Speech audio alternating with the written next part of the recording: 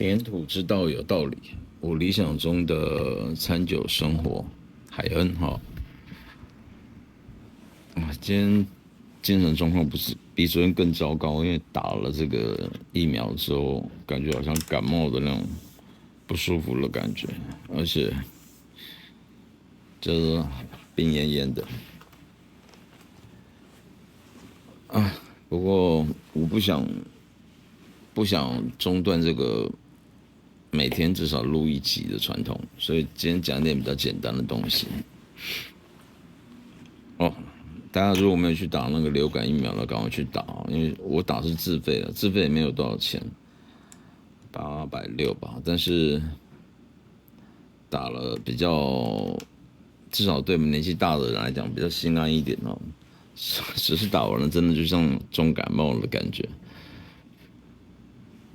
今天我们来谈一点吃的东西哈，因为餐酒生活嘛，其实我有很多餐厅可以介绍，不是餐厅啊，小吃店哈。我最自豪的一点就是之前在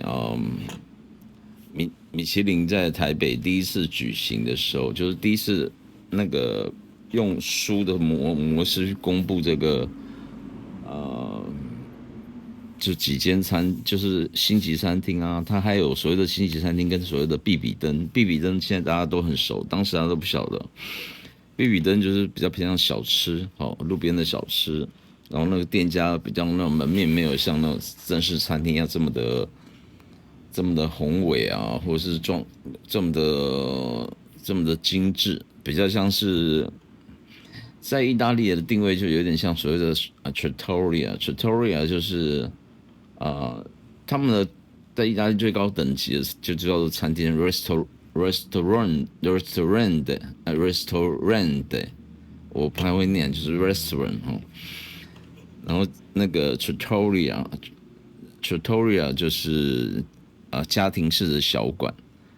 前阵子在南港一两年前吧，在南港闹出一个风波的那个餐厅，就收订费、收预约，然后订费那个人没有及时到，他把钱好像就是有一些纠纷什么的。那间餐厅其实我去过2次了，不过我去的都是他比较早期的时候开的，那时候觉得还好，那时候我觉得还好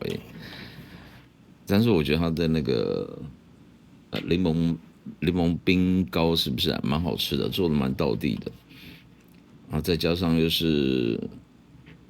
里面那个老板娘是我的花莲的同乡，所以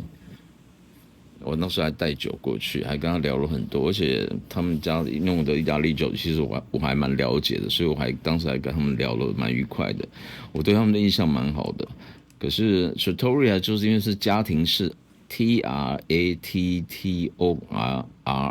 吧 trattoria， 不知道是 double T 还是只有一个 T， 反正就 trattoria trattoria， 那就是家庭式的馆子。如果你去意大利看到这样的写 trattoria， 就是你就不用担心它的费用非常贵。可是话说回来，你说像台湾这个餐厅，当时我第一次、第二次去的时候呢，就只物有所值吧，因为那时候他们经验还不是很丰富，我会觉得说餐的味道还有待改进，就是比较像是你的朋友中有人会做菜，但是会做菜跟做的很好中间是有一个急剧的，就是 professional 的这个差距所以在艺文界有人讲说，如果你要害你的朋友，就是请他去开出版社。那我要讲说，如果你要害你的在餐酒界，如果你要害你的朋友的话，就请他去卖清酒，进口清酒。不然的就是跟他讲说，哇，你好会煮菜哦！你在每次去他家吃饭的时候，说他很会煮菜哦，师厨，然后就鼓动他去开餐厅。开餐厅哪有这么简单啊？哪有这么简单？我先把刚刚上面那段话把它收尾掉，就是说，如果你在意大利看到这样子的，它还有所谓的pizzeria 吧，我不太会念，就是披萨后面再加一个 RIA 就对了。Trattoria 也是加一个 RIA，然后 Gelato 这种意大利冰淇淋，如果它是店面的时候也叫做 Gelateria，Gelato，Gelato，Gelato，Gelato，Gelato，RIA 吧，这反正后面都加个 RIA。Trattoria RIA 餐厅，好，家庭式餐厅。Pizzeria 也是一个 RIA，应该都这样念的哈。反正我不是意大利人嘛，但是大家只要记住说，你看到一个熟悉的 gelato 或者 pizza，然后后面加个 RIA，那就是专门卖这样子的店。好，Coffeeteria 也是一个 RIA 啊，是不是专门卖咖啡的呢？这我就没有这个印象了。我之前去意大利的时候，就是专门找这个 gelateria，那种就是会有店面的，所谓的街头的店面，不是小摊贩哦，就是街头就路边的店面。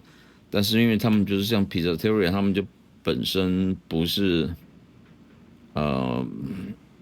就是他不是说 fine dining 的那种东西，所以其实人生中你真的吃 fine dining 是比较少的，大部分时间都是还是吃一些家常食物为主嘛。那家常食物呢做得更好的那个，他就会用 RIA 这样，他们去经营一个餐馆。但是我还要回过头来讲，就是说经营餐馆是很不容易的事情。我的那个刚讲的那个在台北市那个也不能算朋友了，就是同乡嘛，然后结婚，她跟她老公合开了这个，我可以理解他们当时发生的状况，因为真的很多台湾刁民，真的我们的数值虽然还可以，但这几年还可以，但是呢，比较起来还是有一些人就是比如定位的话 no show，没有出现，或者是说很晚才出现，这些东西真的会造成厨师的困扰。这个细节的部分，我觉得我不用去提，因为我本身也没有说真的经营过餐厅，但是我常常去餐厅，我会跟餐厅的老板聊天。我只能讲说，各行各业，你从另外一个角度来看的时候，你就会知道他们的辛苦的层面在哪里，或是说他们为什么会对某些东西感到抱怨，然后会采取一些比较激烈的手段。好，就好像一些中国人现在日本人在90%的日本人都不喜欢中国人吧，然后有些是中国人会冒充台湾人，然后讲我是台湾人，但是你那口音或是你那个举措啊，就是那些行为举措 behavior 就不够 behave，就是没有守规矩的意思，或是我当时去上海那边奋斗的时候呢，我很不能习惯的，就是当时我的朋友或者是就是比较早过去的朋友，或是当地人，他们是看到那个服务生，我们通常都讲说阿姨或不好意思不好意思，然后都会这样讲小姐我们要加菜或什么的。通常我们连讲阿姨都很少这样，小姐不好意思，服务生，我们也不会讲服务生嘛，通常都是这样，小姐我们要加菜或是加一个动作。可是我朋友他们都是，或是当地人，服务员，然后他们就赶快跑过来。我会觉得这样讲有点，我个人觉得啦，我没有说他们是错的，因为他们就习惯这样子了。然后服务员再帮我加个什么东西，然后就比如像大爷一样。但我想说这些服务人员到时候他们去别的餐厅，他肯定也是类似像这样的情形。那这个就是中国社会啊，所以中国跟台湾是不一样的，那种不一样。我现在不讲什么血不血缘，就是说你经过这么多年的那些教育，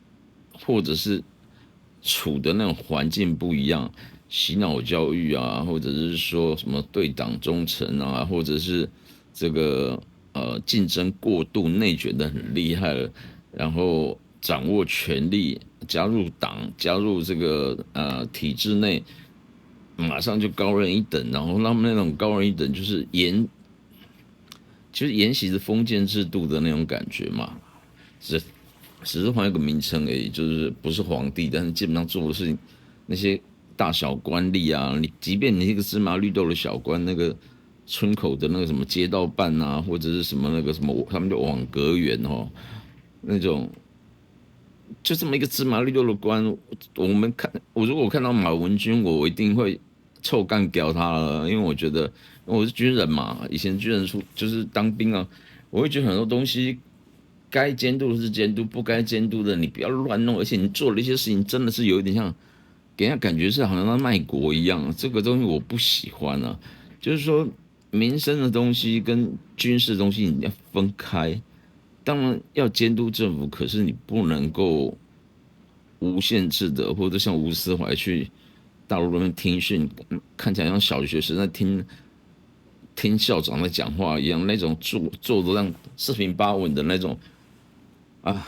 那些人真的是让我觉得，虽然我是狱官，但是我也是中华民国的军官，我都觉得说这个实在是丢人现眼啊，甚至去中国那边教。我记得50万好像去中国那边上什么节目，然后提到说什么飞弹反正好像有关军事方面的东西，攻击台湾这方面的类似像这样的东西，什么赖月谦啊，还有那个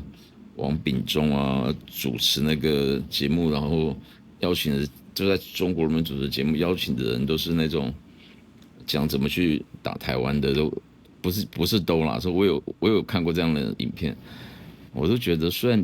你不是主讲，你不是主讲人，你是邀请人，但是你难道没有一点自觉吗？很糟糕，糟糕！我怎么讲到政治这方面来了？可能今天身体比较不舒服，所以有些东西就有感而发哦。但是这些立委们不要介意哈，或者这个政治人物不要介意哦。我是小老百姓的心声嘛。我都想要响应这个萧美琴的号召，回我老家花莲去定居，然后趁着我有能力的时候，可以做一些事情啊，对不对？因为花莲我这么熟，花莲住了20几年了，对啊，以前就介绍过了，我讲话有人会以为我是外省人，但是我不是，我是土生土长的闽南加客家的本省人。然后在花莲长大时间这么久，然后英文方面也还 OK，就是有国际视野。我没办法像萧美琴一样这么的流利了，差多了。但是呢，毕竟我也不怕生，我并不觉得说讲不好会不好，因为那本来就不是我们的语言嘛。可是我可以沟通没有问题，因为在外商待那么久了。然后另外就是我也有很多原住民的朋友。真的，包含台湾的当然在台东、花莲的一些餐厅，我国小同学很多也是原住民啊，所以你看，我有点像外省人啊。我如果举一个正蓝旗，人家以为我是外省人，然后呢，我也可以讲闽南语，虽然公刚就练凳不过我大部分还是听得懂。不过我的闽南语是比较偏向于东部这边的闽南语，不是南部那个。动不动就我利西比亚那你就一直讲你这样的东西，我听着会觉得有点有意思，但是我在花莲我不会这样讲哦。那客家话我是不会讲的啦，因为我从小我们家里就没有在讲客家话，虽然我的外公外婆还有我妈妈都是客家人，正统的苗栗那边客家人，可是。我不会讲，我以前的女朋友也是住在苗栗啊，但是我客家话我只会讲一个安讲，谁妹安讲而已。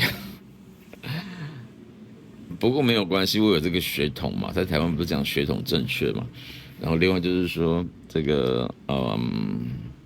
原住民的语，我会有一些骂人的话啦，或者是他们的一些食物的话啦，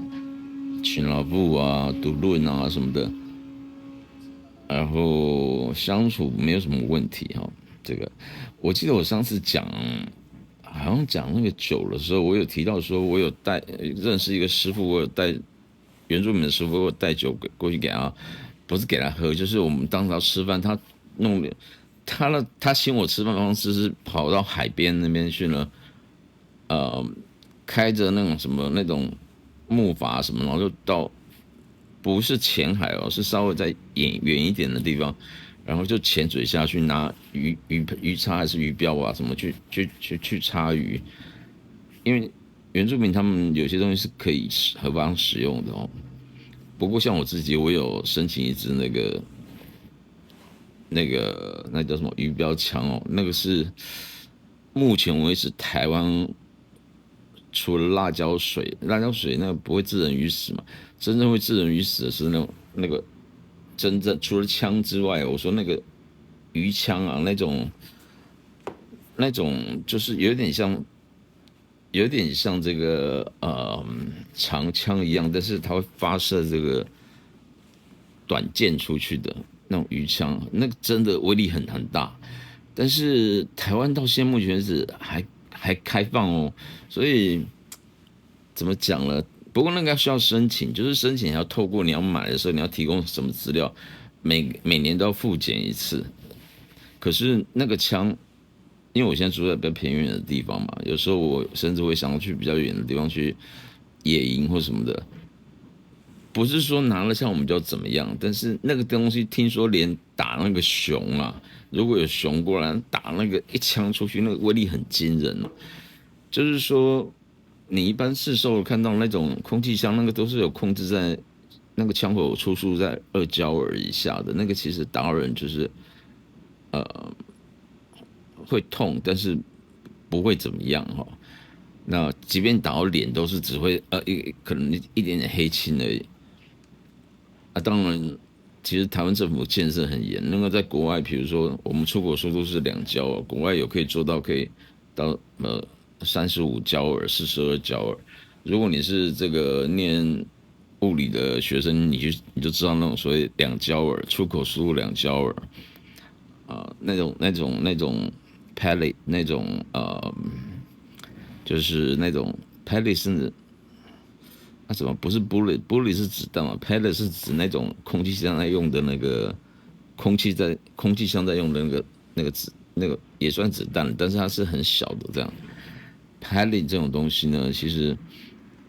因为体积很小，重量又很轻，那个速度又推气，即便是空气枪那个推气，它有出速，但是出速已经降得很慢了，所以那个出去的那个焦耳出枪口的那个焦耳大概顶有2焦耳，不能超过。然后超过会被按照台湾政府是会被罚，就是按照枪炮刀械管制条例来处罚。什么意思呢？意思是说把它当成真枪来看了。那为什么？因为他既然可以射东西出去，他们就觉得是可以改造嘛。啊，这个我真的我不晓得，所以也许应该回去选立委，然后去。我现在对酒是有兴趣，但是它已经变我生活的一部分了，所以对我来讲，那种有兴趣，并不是说我还去找什么好酒。我现在这边一堆酒都喝不完了，然后前阵子有人拿威士忌给我，到日本威士忌，我到现在都还没有喝。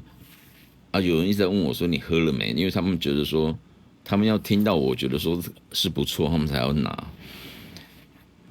等我感冒，等我这个流程过了之后呢，我会喝哈。如果你是海恩的朋友的话，那我就一定会，那全民国防嘛，你至少开放空气枪吧，你不能因噎废食啊，因为它可以怎么样，你就假定人家会改，那就好像中国那边北京要开会，我听说的啦，就是说什么菜刀都要管制，菜刀版菜刀到实名制，然后现在什么电动车，他们甚至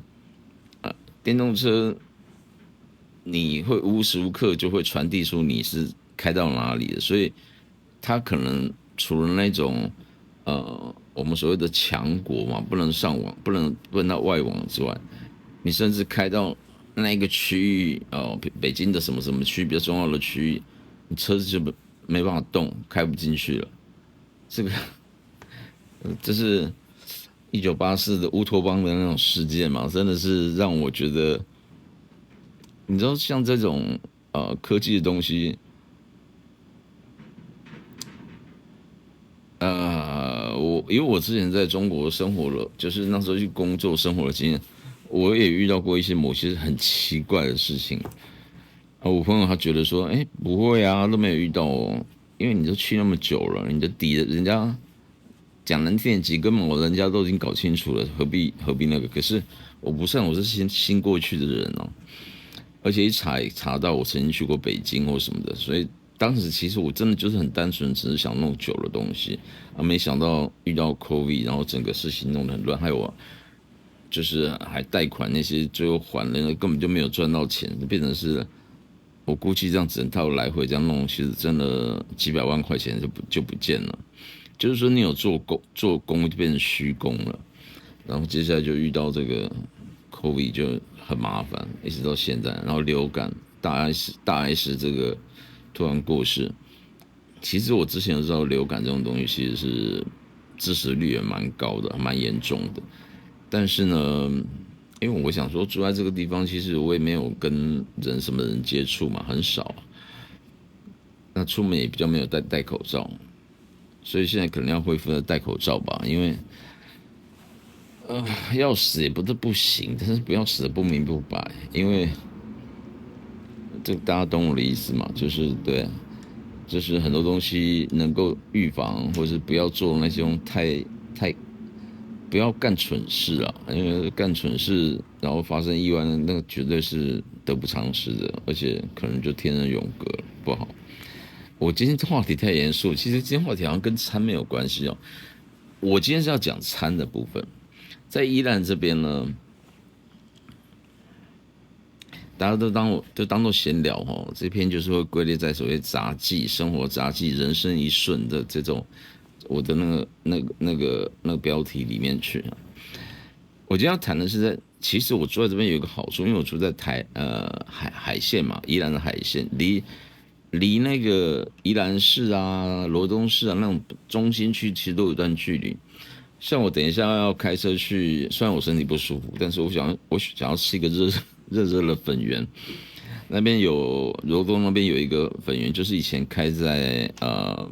东山，它叫东山小可爱哦，小可爱啊，真是那个小可爱是一个阿嬷和她老公一起卖的，她个子小小的，所以小可爱是因为她老公都叫了小可爱。你看人家多卖臭豆腐，他们那个粉圆这么恩爱，然后卖的不错。他们其实很简单，就如果以他们家的粉圆很简单，就两个要点而已。第一个，它是真粉圆，是用木薯粉去做出来的。然后第二个是它的甜味调的刚刚好。有些东西会太甜，它不是，它是那个焦糖的味道有煮出来，但是就是那种也不会苦，就是那种甜是很温润的，就包围住这些粉圆的感觉。所以那个东西呢，只能在现场吃，或是你比如说我去买带回来，我这边吃是可以，因为来回可能回来可能20分钟这样，这个还勉强都可以没有问题。他们粉圆呢，后来他们在这个罗东有开了一间分店，就分家了，就是有开分店，但是煮出来也是一样，那个水准也是一样的，所以我就不用跑到那个圆山比较远嘛，然后就可以去罗东那边买那个粉圆。而且你知道吗？我有时候我在想说，我是不是应该开小吃，因为我有很多点子，我应该去跟银行申请写一个计划，然后来弄个什么店这样。然后因为这边很多，你如果来宜兰玩或是吃东西的话呢，你一定要知道宜兰，其实各县市都是这样，但宜兰蛮特别，就是很多店的礼拜三、礼拜二、礼拜三都不营业，然后营业的时间可能都是，如果真的有营业，大概都是可能4点半到7点半左右，很奇怪的时间，对不对？因为这边的人生活就是这样，还是有很多农民，还是有一些比较那个，他们4点半到7点半，甚至到8点，就已经没有什么东西可以吃了，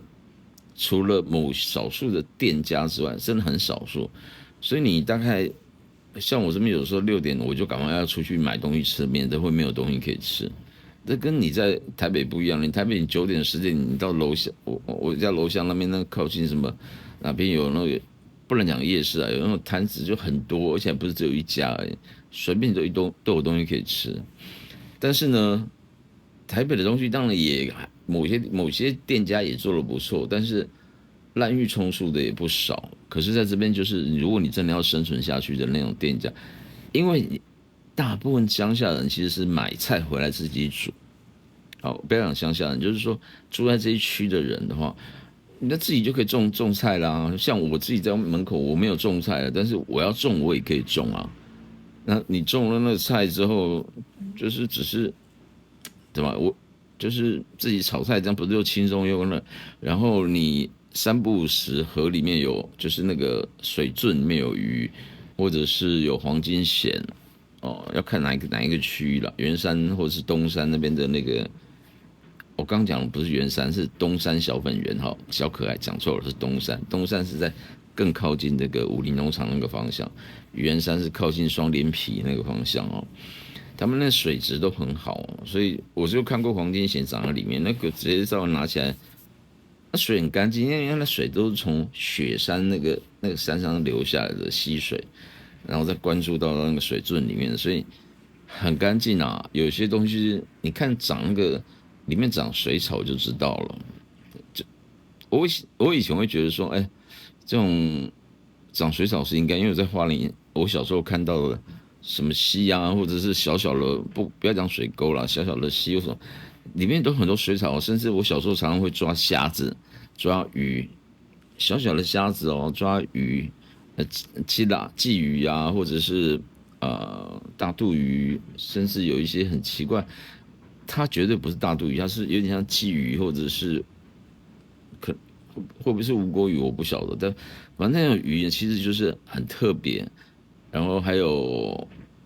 所谓的七彩大肚鱼吧，还是什么鱼，那个身上很多种颜色，真的很漂亮。然后我小时候的生活就是这样过的啊，去抓这些鱼，然后虾子很小，其实应该是可以吃啊，但是我小时候那个只是好玩，就抓一抓，然后就自己会弄个小锅子，在这边好像在炒菜一样，但是其实也不敢吃，就是想想真的是残害这些生命不太应该。但是问题是小时候你哪懂那些东西，就只是说很多东西可以玩啊，野菜也是一堆啊，所以这边的比花莲的更稍微再都市化一点，但是比较偏向海边、比较乡下一点的地方呢，就是宜兰算是比较相对于台北算比较乡村的城市了嘛。但即便是乡村城市，也有更乡村的地方啊，像我住的地方就是这样子。那这个你如果说真的要自己弄菜哦，锅子什么的，买肉回来自己这样弄一弄，其实可以吃好几顿。所以然后这个我刚刚讲说水沟里面有东西，然后旁边有种，不是有种了，旁边有那个水圳，他们有在旁边过去那边有那种虾子，哦，虾子真的很好吃，宜兰的虾子很好吃哦，在那个壮围对，这边壮围再过去一点呢，靠近那个礁溪那个地方，锦草还是哪边，反正那边除了哈密瓜什么什么瓜之外，它还有一个地方专门在养虾子。你到那边去问一下人家就知道了哈。壮围乡的养虾子，他们叫白虾。我通常有时候会去吃那个一个人而已，然后去吃很多海产店嘛，就吃那个点一条虱目鱼肚，他帮我弄个红烧，那个虱目鱼肚这么大一块，不是那种台北上只有这样子的，它是大一块，帮我弄红烧，然后他帮我选那个鱼油都特别多的那种的，就是 DHA 嘛，对不对？然后我再点一个，比如像上次我吃一个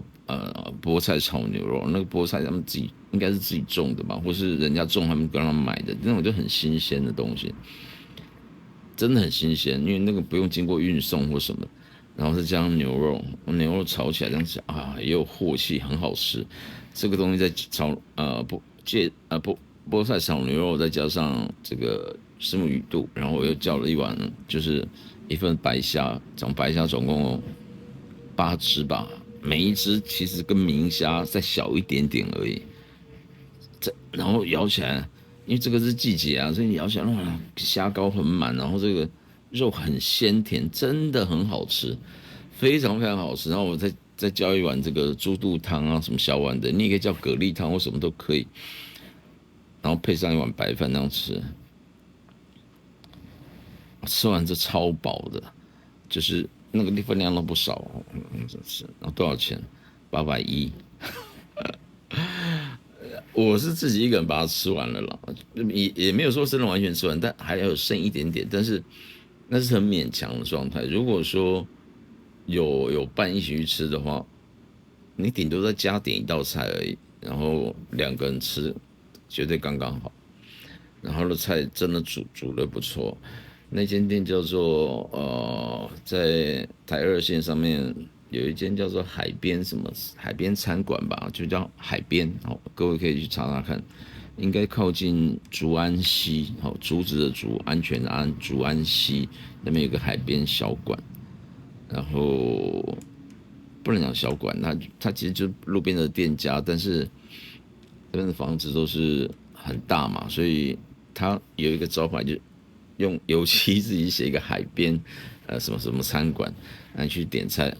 很好吃，真的很好吃，而且我觉得物超所值。这边有几间的海鲜餐厅我都试过了，其实我大概知道哪几间的实力是比较好的。另外还有一间叫做海边小馆，然后还有一间叫做中午再过去，我想到再讲好了，那名字，因为他们这边很多那种当地的地名我记不太起来。那间叫做，反正很多啦，就我想到再说好了，无所谓。好，我要来讲今天的主题了。我铺陈了半天，讲了不能讲铺陈，我讲了半天，现在讲到主题了，因为闲聊嘛。各位知不知道说，如果对台北人来讲，像我讲的什么海边小馆或者是什么，呃，什么阔后，什么新社，还有什么，反正过去一大堆那些地名，他们都有海产摊啊，海产店。有一间海产店，除了什么，还有永正海产也蛮有名的，不过它比较贵，但它手艺其实真的是还不错。然后也有几间就是可能对外地人来讲没那么有名，但是应该也是有名啊。但会有时候假日看到一堆车子在那边停，不是每一间海产店前面都会有很多车在停哦，不是哦，所以也是有饕客会互相介绍哦。以后有时间我再讲，或者是拍短影片，各位可以看哦。那像海边那个，我就觉得它的菜蛮好吃的，我蛮喜欢，不是那种大宴会席那种菜，然后他也没办法跟我现在要介绍台北的人都知道，很多台北人知道。你刚刚讲宜兰海边的那个海产店，他第一个一定就会讲到说，你讲是阿国海产嘛？阿国家的国。我以前在台北也是知道这一间，然后所以我也会那时候会带家人啊什么来宜兰吃海产，就开到那边去吃。然后那间店呢是不接散客的，不接没有预定的客人。你2个人进去，散客人太少，他也不接待。其实说起来是很规矩很多的店啊，但是我尊重，为什么？因为他们那个里面桌子都很大啊，你几个人占了一个小桌子，那人家到时候十几个人来，他就没有位置，就是很挨忧，你知道吗？就是并桌什么几当都不方便，所以他那边大部分都是以接待那种不是游览车那种客人，就是说他可能是一家子人开车过去，要先定位，然后时间到了去那边。它的好处，它跟其他家比较起来，它的好处是它的那个各种的料很多很多鱼料。那这附近的一些海产摊，因为规模比较小，它的鱼料相对是比较少的，就是鱼的选择。当然季节性的一定会有啦。宜兰的溪口可以抓到鳗鱼苗，然后沙滩呢四季有不一样的螃蟹，像我之前吃过什么浪花蟹啊，或者是还有他连那什么那个闽南话我忘记什么欧锤还是什么的，还是昂锤什么的，反正那种贝类的东西都有，一年四季不一样的贝类，贝类也是有一年四季的啊、所以你要用特殊的方法去挖那个东西，或是用特殊的工具挖，你就可以挖出一些贝类。所以你看你吃饭多轻松，然后有三不五时，我说那个虾子你也可以买，哎，也不会很贵，因为你是在地人嘛。然后也有时候有那种虾子会流出来，台风啊，或者是下大雨，会从那个余温跑出来，你的水沟就可以抓得到。而且这边水沟很清澈、很干净啊，所以啊，我上次就抓到一个鱼这么大，哎不，那个虾子这么大一只，很好吃。然后你也可以钓鱼，然后在溪口那边呢，前一阵子秋冬的时候可以抓毛蟹，因为这些东西会从毛蟹啊，或者是鳗鱼啊，会从那个深山那边沿着河水、溪水到这个咸水淡水交汇处的海岸边那边，它会去繁殖，所以宜兰每年这个时候，它会划定那个某些区域，它会分配，你要去标这个区域，它会用一些石户把它围起来，用石头把它围起来，不是围起来，就区隔一格一格，然后他们就会去抓鳗鱼苗。什么鳗鱼苗？就是我们平常吃那个烤鳗鱼的那个鳗鱼苗啊，但是它不是海鳗，它只是到这边来，繁殖，然后生出小鳗鱼之后呢，这个小鳗鱼呢很小很小，然后这个稍微长大一点，因为海口的地方会有很多东西可以吃嘛，所以让他们就是稍微长大一点之后呢，这些鳗鱼会再回到这个栖息地，就是淡水栖息地去生活，很奇妙的动物的这种规律，对不对？像毛蟹也是这样子啊。那你真的要，所以你在这个时间他们来下来繁殖的时候，通常不管毛蟹或者是那些呃鳗鱼苗，当然不是抓妈妈，你只是抓那个生出来的鳗鱼苗嘛。可是毛蟹你可能要抓那种爆蛋的那种的膏啊，或者是虾那个不是虾仁那个蛋啊，那个真的很好吃啊。当然可能没有办法跟中国绒毛蟹就所谓的大闸蟹相比，但是问题是，哎，这个完全没有毒，哎，就是野生的东西。那你清蒸的时候，就是火候稍微注意一下。其实我以前也吃过啊，我也许晚一点会上传一段，就是怎么正确吃毛蟹的方法，因为之前当地人有教我，然后他教我要从哪边开始剥，然后他弄完之后，那个毛蟹就跟我们吃大闸蟹一样，有些人很厉害，会出来是这样，吃完还可以再煮回去的那种。然后他就跟我讲哪里其实还有肉，一只毛蟹其实你说没有什么肉吗？是感觉起来不是像沙公一样、沙母一样的吗？那吃肉，可是问题是它那种肉呢，就是吃得很细，而且那个膏其实很甜。那我有看过影片，它真的在水沟里面就直接抓出来了，很多啊。所以这个地方一年四季很多东西可以吃啊。我现在讲的只是海产的部分，那你现在河产、海产，甚至你就自己种果树、种蔬菜什么的，其实都可以做得到啊。所以如果不能讲省钱了，就是如果你要在这边开餐厅炒菜，你一定要有一定的水准。你当然可以做一些，那边有工业区哦，隆德工业区，当然你可以做一些比较粗糙的菜，就是没有那么精致的，然后一般人会去吃的，或是这个外籍劳工什么的。但是如果你是想要在宜兰能够生存的话，我就遇到过一个香港移民过来的，他这边开那个店，那个菜不能讲难吃，但是我觉得他完全不了解宜兰人的个性，然后就贸然来这边开了。开了之后呢，那个价位偏贵，而且那个手艺比较像是在家里会煮菜的人的手艺，而不是就是师傅。因为你真的要进一个餐厅，那个上菜的顺序、时间、速度什么都很重要，你不能让人家等。你可以等啦，如果是值得的东西，但是你要有一个那种内外场配合要很好才可以。我觉得他们这样做不行啊。另外那个价位的问题，他应该先去吃看附近的东西是什么样的价位，然后这边是怎么样去生存的，不能一厢情愿啊。然后像这边的海产摊，它能够做得起来的，通常都是有一定的水准的，不会是随便只是炒一炒了。我吃那个螃蟹，我刚讲是那样海边小吃吧，什么的很好吃啊。然后这附近其实也有很多卖香肠的香肠摊，我以前有写过，我有拍影片过。那香肠就他们黑猪肉去做，真的很好吃哎。然后这个是在台北看不到，台北你有开一个香肠摊，你可能只是街边或什么大肠包小肠或什么。可是像在竹湾西那边有一摊香肠摊呢，它就是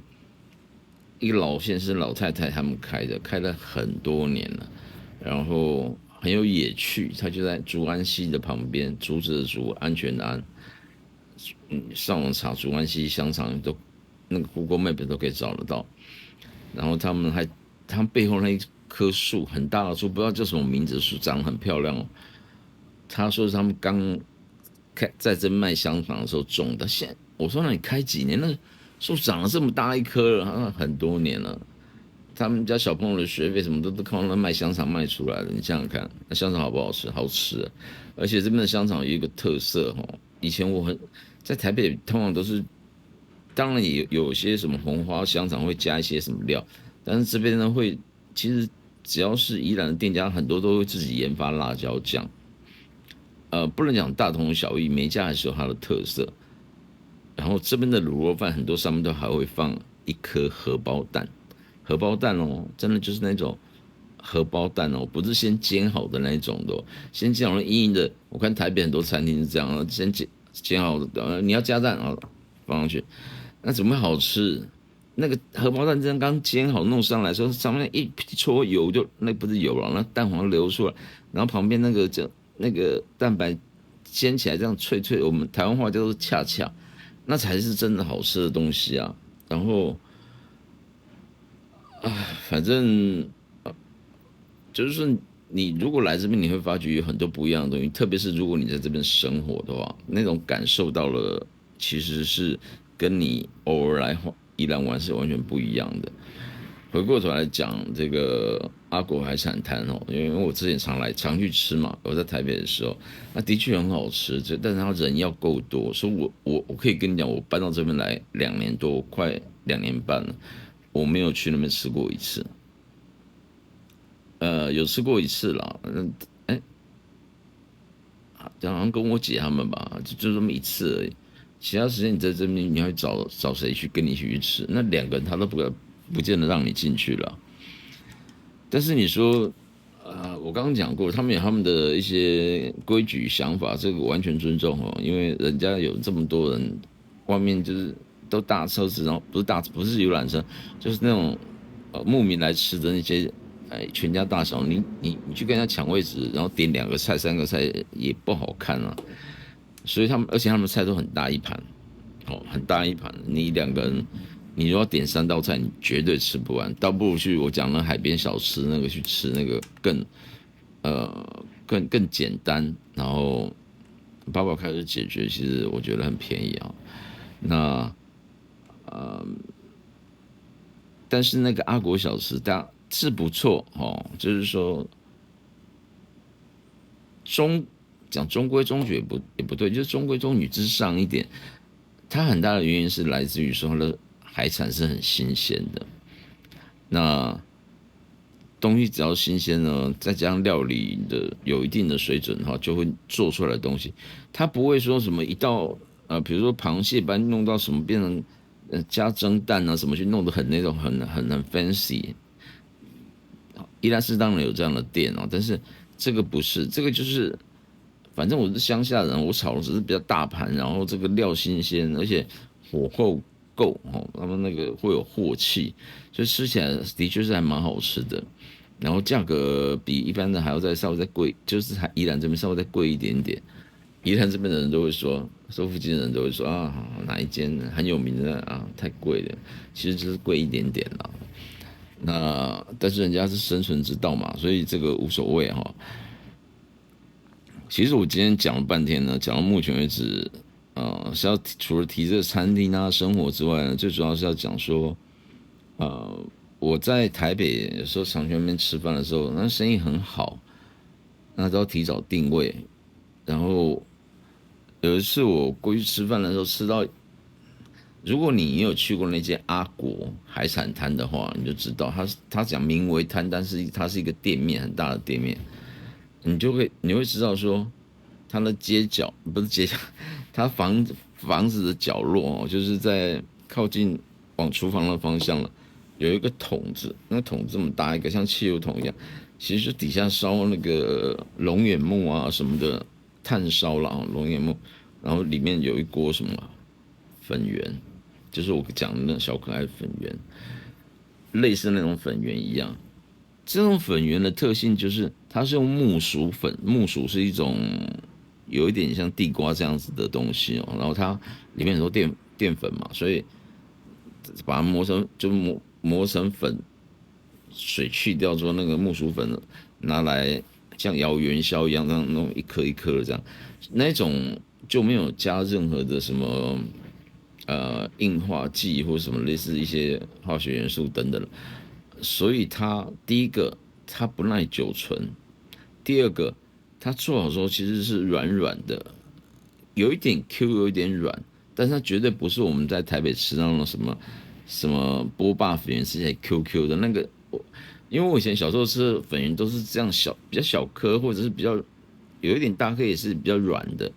那种软是属于天然木薯粉的那种软，因为它本身也没有说真的很有筋道嘛。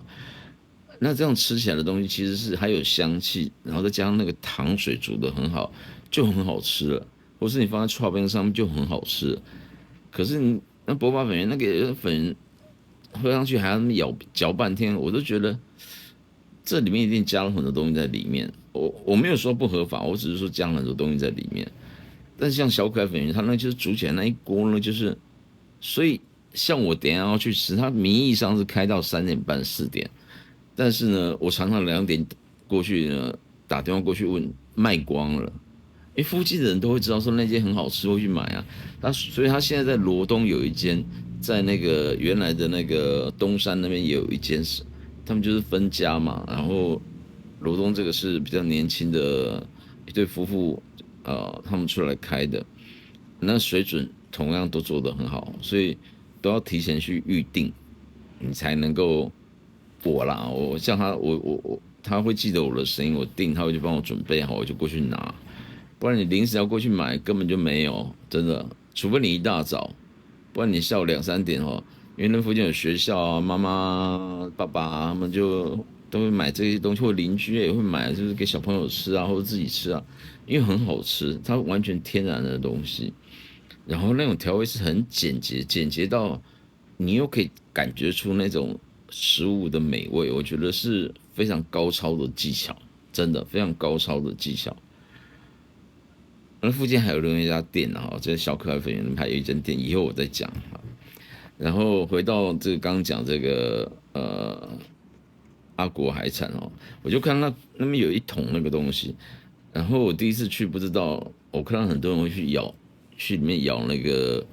东西来吃，那是什么东西呢？就是粉圆，然后问题是它里面有加了，我猜应该有一些红枣，还有那个枸杞，还有龙眼干吧？有没有红枣我是不晓得，应该至少有龙眼干，然后再用龙眼木用炭火去煮的。你说是为什么这么搞刚，还要让煮这么一桶在那个地方？因为那种东西呢，粉圆这种东西没办法一次煮太多，你煮太多的话呢，煮到后面它就也会粘在一起。所以粉圆是一个要吃极度新鲜的东西。那种我曾经比如说我在小可爱买了之后带回，那时候我还住在台北，带回台北给我妈妈吃的时候，那一袋根本就已经几乎都粘在一起了，那吃起来口感也不好。即便我买回来了，如果说一下子吃不完，然后冰在冰箱了，第二天也不好吃，那口感完全不一样。它是非常注重口感，还有香气，还有它的那种不能讲 Q，就是软嫩度的那种的食材就对了，木薯粉去做的小可爱粉圆，大家可以去试试看。然后那一间它是更搞刚，它里面都是还有，就是我猜应该是有加龙眼干，然后就是那种去增加它的味道，然后用龙眼木去烧的。我就问老板说，为什么你们中会有这样是一个甜点的，专门给人家吃的嘛？因为很多台湾的餐厅就是懒得弄甜点啊，都是吃完就上一盘水果给你吃，而且那水果还不见得是季节水果，然后即便是季节水果，他们也是随便拿，就是也不是很好吃。我都觉得，像我去在台北以前有一间日本料理，我去吃的时候，他连上来的水果都挑过的，就是该甜就是很甜，那哈密瓜该香就是很香。为什么？因为他们觉得这是从头到尾的一套流程，很多台湾餐厅很不注重这一块，上来三个柳丁切一切，然后放了就当做甜点了，那好不好吃都不知道。或者他可能是买一箱在那边，然后就有客人来了，上甜点就是拿来切，不是的，你要挑过，因为那个也是你们的菜嘛，虽然它是比较比较没有花精神去弄的菜，但是它也是料理啊，所以我看到他们这样有在弄这个所谓的粉圆的，就是那种而且还特别加料的粉圆，我觉得而且很好吃哦，所以通常我学妹都一去的时候，点完菜就先去舀先舀一杯起来，然后菜还没来的时候先吃完一杯了，因为很好，真的很好吃，然后再吃完的时候，即便他菜来了，我会赶快再去盛一杯放着。为什么？因为它就是这么一桶而已，然后很好吃，其他人也是货啊。所以通常你如果没有早一点去拿，你大概顶多只能吃一次，甚至一次都没有吃到。它虽然说它量也不少了，一大桶这样，可是很好吃，真的很好吃。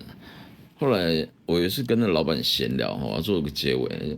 就是说，哎，老板，你这个很好吃，哎，我觉得这根本就是比那个台北什么什么那些什么店啊，那个卖的那种还要好吃，真材实料什么的。他后来那个老板其实，因为他刚忙完了，他就看看我，因为我去过几次，他可能也知道说，你是常来的客人，他就说，你知道我为什么要放一个这个东西吗？我早上来就是除了拿鱼料之外，早上那个东西早上起来就要做这个粉圆这个东西，从可能现在怎么样我不知道啦，但是比如说粉圆自己制作或者是什么弄那些东西，完全按照古法来做，然后说它底下是用炭火去烧的，然后我说，他说那个东西很麻烦，我弄这个时间倒不如就是说买一点鱼来，反正炒一炒，虾子弄一弄什么，大家都吃得很开心。然后我那个其实基本上是也不收钱的就是那个粉圆。我说对啊，那你这个目的是什么？他就说，因为呢，那个师傅好像说是他还是他爸爸，他们以前因为其实宜兰这边住在这个海边这边的是比较更乡下人、农人、渔人，就是那种比较就是东北季风直接吹拂的这样子。他们以前都是推着小车子，就是就那个桶子，然后去卖粉圆的。然后他们家就靠那个他爸爸去改良这个粉圆，底下用这个烧炭火这个，然后卖出名气出来。其实小吃这种东西，我们讲说，在台湾什么第一做医生，第二做卖冰的还是什么的，就是在跟你讲说这些东西都很好赚钱。然后他卖出来之后，所以像宜兰这边我刚刚讲过嘛，礼拜二、礼拜三、礼拜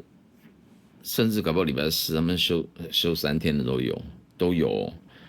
还有休礼拜天的哦，因为他不想人太多，他不想工作但是他其他时间他就可以生活的好好的，而且是很富足的那种生活。那他说他们当时就是呃长辈吧，还是他年纪也没有说非常非常大，50几岁，可能是他爸爸他们这样就卖这个，然后后来起家，所以就是那个东西呢，他爸爸也教他也曾经卖过一阵，所以他觉得那个东西他不能忘本。今天讲白一点，就是说，如果说哪一天这水污染了或什么东西的，他招卖那个他一样可以卖得下叫，因为他本来就是靠那个东西起家的，就是他们有把握做的比别人更好吃。所以各位如果去阿国海产的，不要忘记了，那个粉圆是很重点的东西。去之后先吃一碗了，可以的话就先吃2碗了。菜上来吃一吃，中间再赶快再拿碗去蒸，不好啦。就是你一个人桌上放那么多碗，那个很难看。但是没办法，我认为他好不容易那时候在台北好不容易才来一次的时候，那很喜欢吃，那个又不能外带，然后他也没有在卖，所以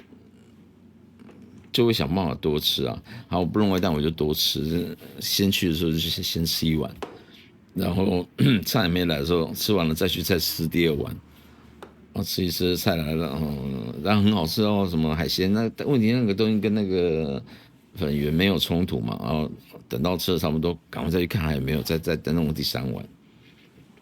不能带走啊。然后后来我跟他讲这个事情的时候，他就跟我讲说：“哎、欸，我是第一个哦，有就是当然很多人跟他讲是很好吃，但是他以前从来没有跟人家讲过这个故事，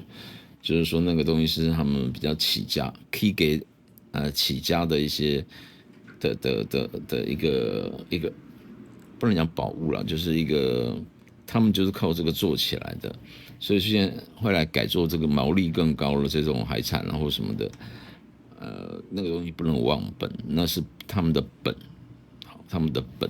而且还是很认真去做。他说他找我刚刚讲过了嘛，他去店里面除了有进鱼货之外，他都会先弄那个东西。一方面他让他自己一直维持着这个先人的教下来的技巧，二方面也是就是说因为那个需要时间，他要慢慢的去煮的。然后反正阿国海产，你如果你现在知道这消息以后你去吃，你可以讲的东西就比别人更多了，不会说有人讲阿国海产，这从头到尾只会提一些那些海鲜很新鲜啊，这附近其实很多海鲜都很新鲜啊，我甚至知道它大盘是谁，但是除了这个之外，有一些属于这种食物之外的故事呢，我会觉得是更值得分享的。从一镜到底哦。奇怪，我今天很不舒服，还讲了快1个小时，看来我是没有办法了，就是习惯就是这样。你叫我这样很精简的讲，像念书一样讲几点，你有没有注意到有一些那个网站，那个是配一大堆那种去买的那些图，那些迷因图或什么什么图，然后东凑西凑啊，然后影片啊什么的，其实他们在讲可能同一个故事，但是可能就是把那图凑一凑，然后有些甚至会那种加入个人的意见，比如说那一天主角什么很高兴，或者你怎么知道主角很高兴？我实在觉得，然后他心里想说怎么样，你怎么知道他心里想这些东西？在编故事啊，其实要编我也会编，但是我觉得我不想讲这样的东西。然后剪那个图剪起来，你弄起来的东西跟别人差不了多少，赢人家一点点。那我倒不如随心所欲的讲我喜欢讲的东西。像今天应该也突破3000人了，慢慢来嘛。反正这阵子就开始有些增加。那不管怎么样了，对我来说，这个也是一个管道哦。那种管道就是说发泄。如果说未来有一个更好的东西，大家已经习惯听这样的东西，而且能够听得比较久的话，对啊，这个 YouTube 广告YouTube 可以做到后面是可以有收入的。但是以我目前这种经营方式很困难，因为我的东西范围比较小，也不是做这种所谓的综艺型啊，或者是那些。反正台湾很多那种很无聊的那种 YouTube 啊，那谁我就不点名了，因为免得被人家请吃汉堡或什么东西的哦，没有必要哦。但是我讲不是什么取功和寡的问题，就是单纯就是我喜欢的是我自己的方式，就是这样子。好，我准备要去拿粉圆了，这一期就这样讲完了哈。填土知道这个有道理，海恩我理想中的餐酒生活。题外话就是说，因为 AI 这个在判断这字幕有时候选择就会有问题。我有精神，我就会特别去做了。那没有精神，然后就是做完之后，我还会再去修改，去看一遍。但是1个小时的东西，你像讲那么多字，2、3万字，你要一个一个修改，慢慢去打，有时候很麻烦。所以大家如果看到说很奇怪的字，但是你只要听我讲话，因为我相信我这样讲话，麦克风虽然在这里，但是比较没有什么回音嘛，大家应该都还可以听得清楚啊。如果真的有问题的话，再试一下问我就好了。好，在留言区留言，我就会回答了。那就这样了。好，我是海恩，我理想中的餐酒生活，希望明天身体能够赶快再好一点，不然真的觉得晕晕的。拜拜。